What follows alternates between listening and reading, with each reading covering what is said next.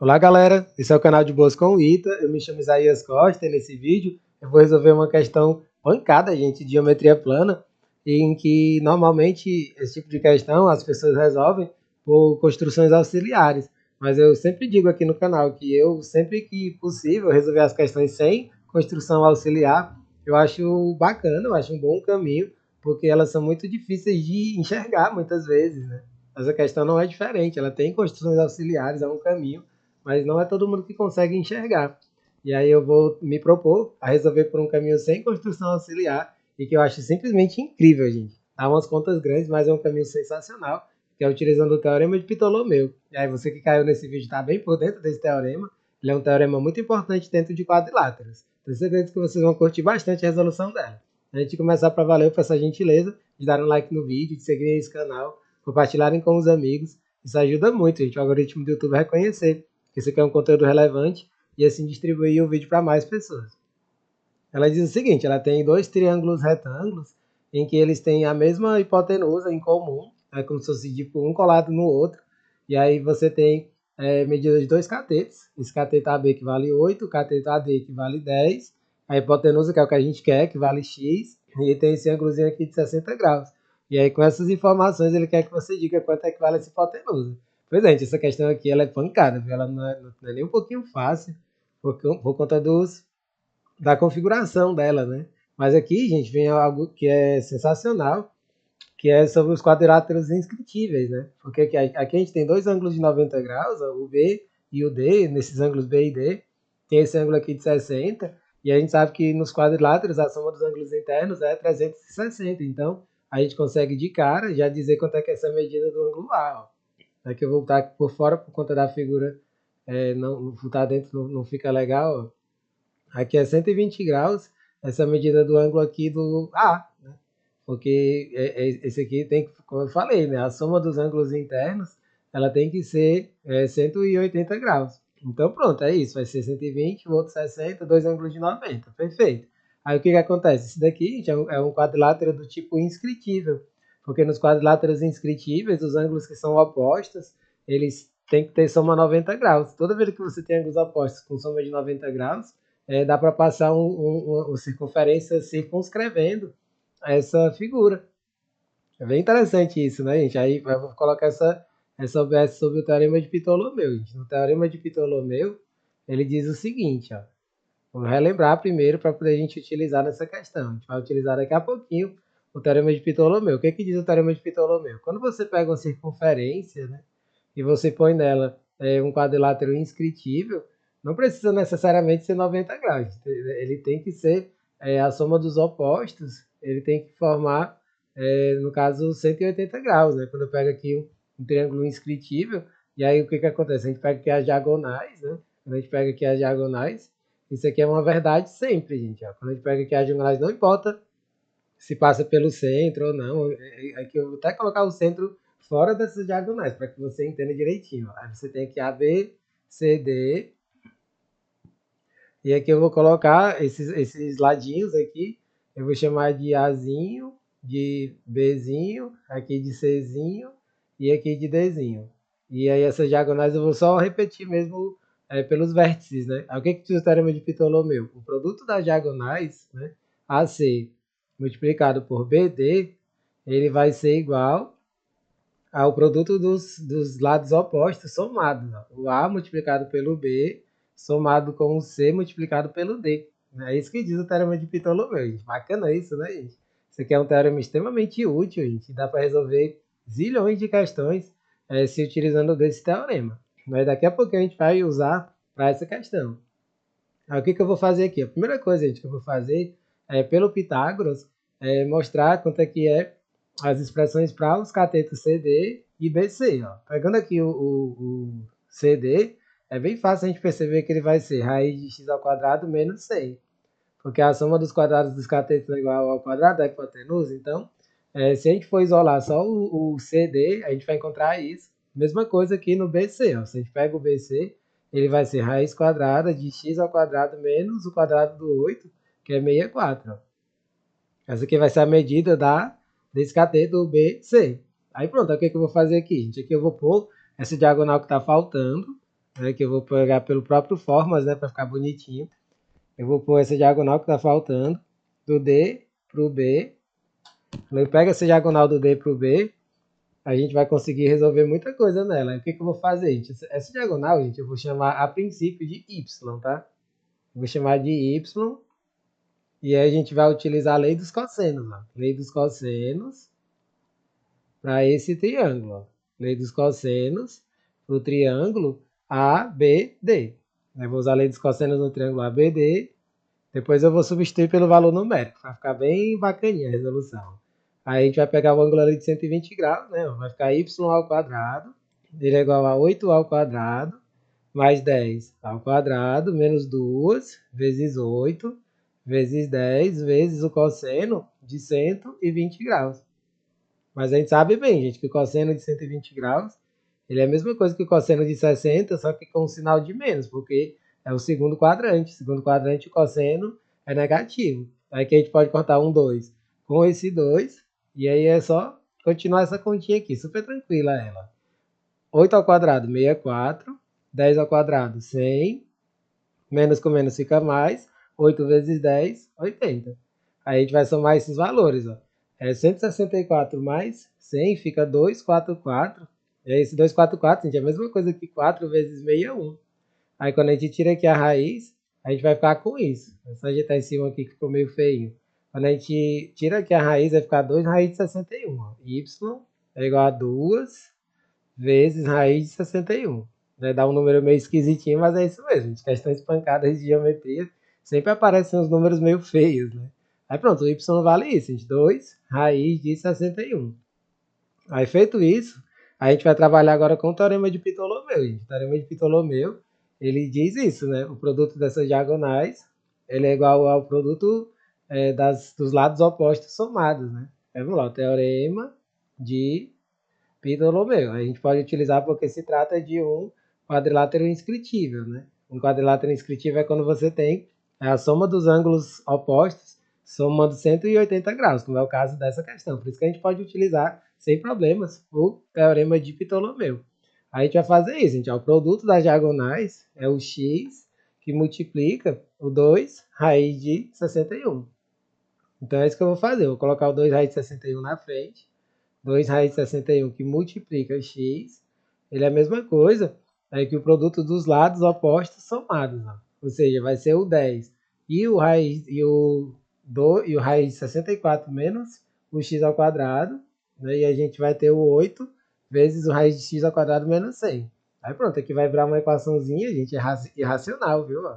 10 vezes raiz de x ao quadrado menos 64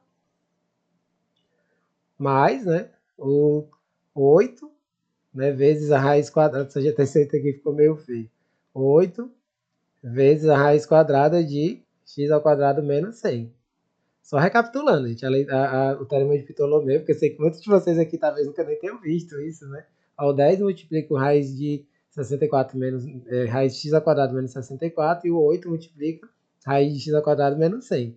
Aí aqui, gente, a gente vê que dá para dividir tudo por 2. Ó. Se a gente dividir tudo por 2, essa equação vai ficar um pouco mais tranquila de resolver. Ó. 2 fica 1 aqui, o 10 fica um 5 e o 8 fica um 4, né?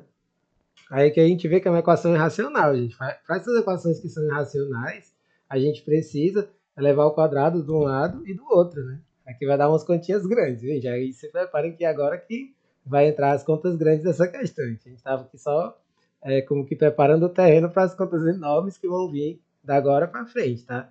Aí que tem que ser feito com bastante cuidado para não ter erros, né? Então vai ficar 61 vezes x ao quadrado.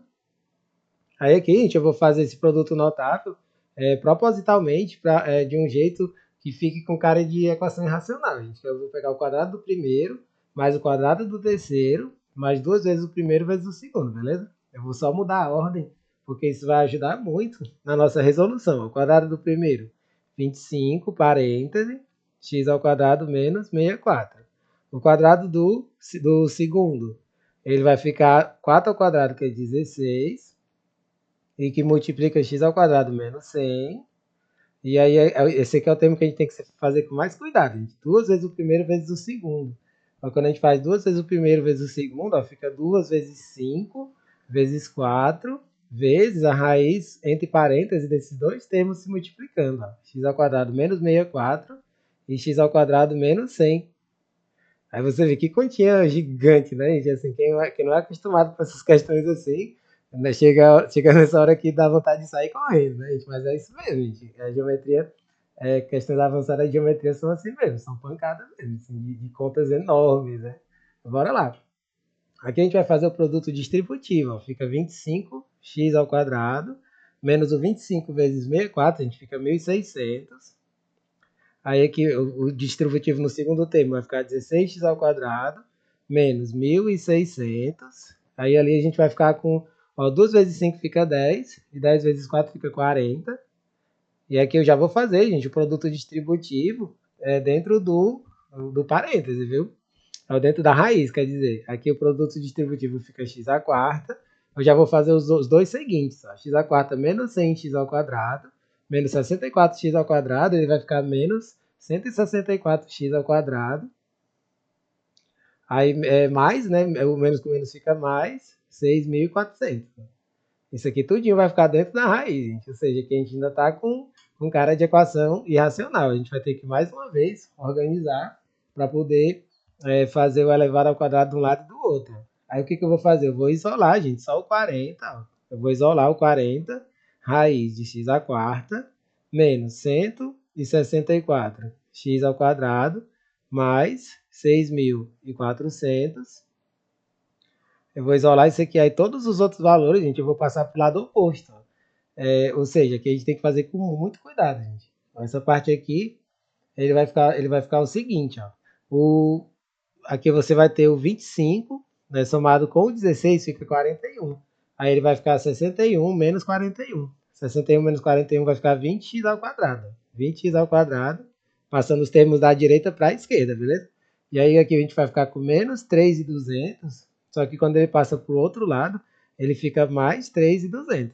Essa é a maneira, depois que a gente simplifica, né, essas expressões, aí a gente vê que aqui dá para dividir tudo por 20, gente. Dá para você dividir toda a equação por 20, porque a gente é o maior divisor comum.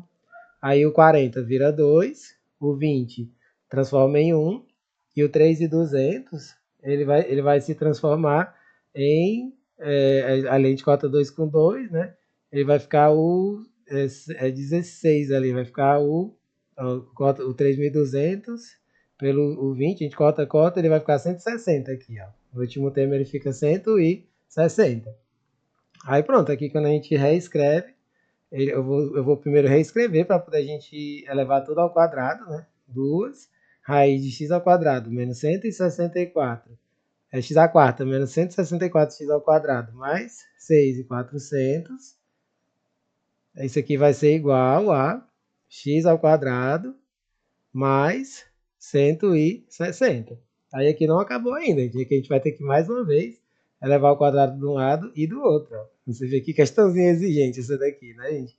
Quando você faz sem a construção auxiliar, né? Claro que com construção auxiliar ficam menores as contas, mas é uma questão que teria que ter uma sacada absurda para você fazer por esse caminho, né? Aí eu tô trazendo esse caminho alternativo, né? Aí vamos lá, 2 ao quadrado, 4.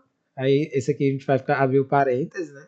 X à quarta menos 164x ao quadrado mais 6.400 é igual o quadrado do primeiro, x à quarta, mais 2 vezes o primeiro vezes o segundo, 320, né? 320x ao quadrado. E o 160 ao quadrado, gente, ele fica 25.600, né? É como se fosse 16 com mais. O 16 com mais dois zeros ali, né? 16 ao quadrado você põe mais dois zeros. Né? Aí pronto, aqui a gente vai fazer o produto distributivo, ó, fica 4x à quarta menos 656x ao quadrado mais 25.600. Né? Aí vem aqui aparece algo sensacional, gente, que esse número é 25.600 que apareceu, né? Apesar dessas contas serem gigantes, isso aqui vai facilitar muito a nossa vida. Tô só repetindo os termos do lado direito. Aí aqui a gente vai ver que vai dar para cortar, gente, o 25.600 do lado e do outro, ó, porque é um termo comum. Aí agora a gente só reorganiza. Esse x a 4, quando passa para a esquerda, fica 4 menos 1. 4 menos 1, 3x à quarta. E aí esse 320 passando para o lado esquerdo negativo, ele vai se somar com 656. Ou seja, ele vai ficar menos 976, né? Ele vai ficar menos 976 x ao quadrado. Né? Menos 976 x ao quadrado igual a zero. Aí aqui a gente pode colocar, gente, o 3x ao quadrado, na verdade só o x ao quadrado em evidência. Né? A gente pode colocar aqui o x ao quadrado em evidência, e aí vai ficar 3x ao quadrado do primeiro termo, menos 976 do segundo termo, igual a zero. Aí aqui a gente vê que esse produto, gente, ele é igual a zero. É para que isso seja igual a zero, ou o x vai ser zero, ou o termo aqui vai ser zero. Só que a gente sabe que o x, gente, é diferente de zero. Se o x é diferente de zero, consequentemente, isso daqui obrigatoriamente vai ter que ser zero, né? Vai ter que ser igual a zero. Então a gente vai fazer isso, ó. 3x ao quadrado, ele vai ser igual a 976.